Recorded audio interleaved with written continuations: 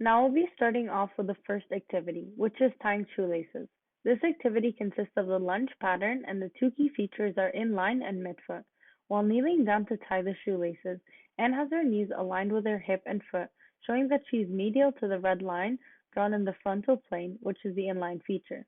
In addition, her body weight is over midfoot, which is shown on the sagittal plane on the red line, which is the midfoot feature. Secondly, she is standing up from a chair encompassing the hinge pattern and the two key features of flexion, extension, and down.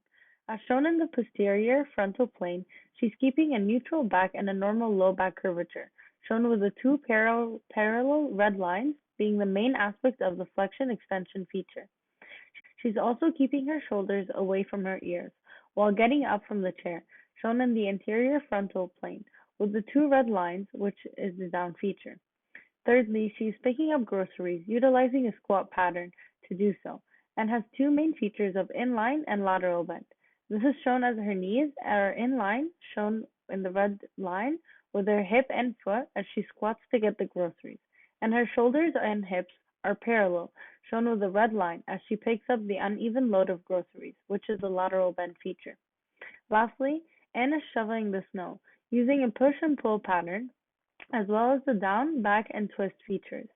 While she is shoveling, her elbow and shoulder are together, moving in the same direction, and only the elbow is moving, which is the back feature, demonstrated with the red line on a sagittal plane.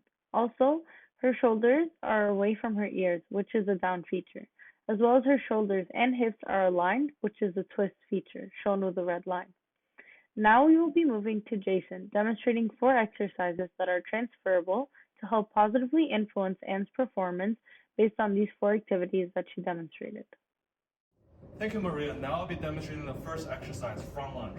So first, your feet together, brace your abs. You want a big step forward, and then your upper body is remaining straight, and then your hip drops straight down. For inline feature, you want to push your knee outwards and toward your toes, so your hip, knee, ankle is in the same line. And now, for the midfoot, there's an imaginary line from the middle of your foot. You want to push your body forward so that your whole center of gravity is in that main line. For the second exercise, the good morning. First, you want your feet shoulder width apart, hand across to your shoulder. You want to brace your core and flexion at the hip to lean forward. For the flexion extension feature, you want a neutral curvature of spine and then control flexion and extension at your hip. For the down feature, you want your shoulders away and parallel from your ears. For the third exercise, the front squat. First, you want your feet shoulder width apart, hand pointed out front. You want to brace your core and squat down with the upright body.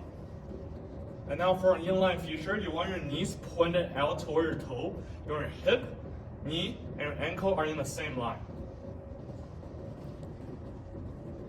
And now for the lateral bend feature. When you squat down, you want your shoulder to be parallel with your hip so that you don't have any side bendings.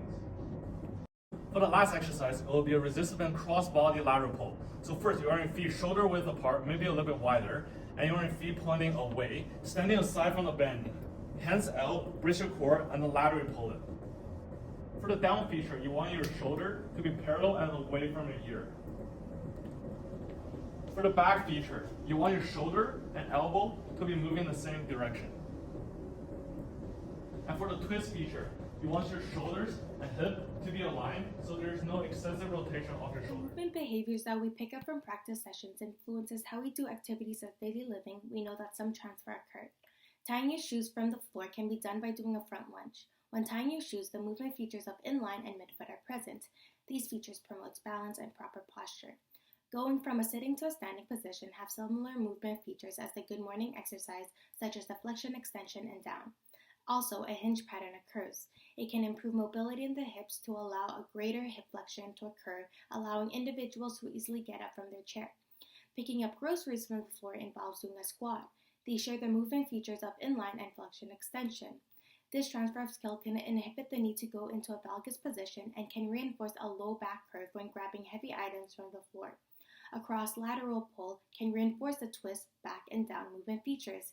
It can strengthen the upper body to avoid excessive rotation of the shoulders and train the back to remain neutral when carrying added weights.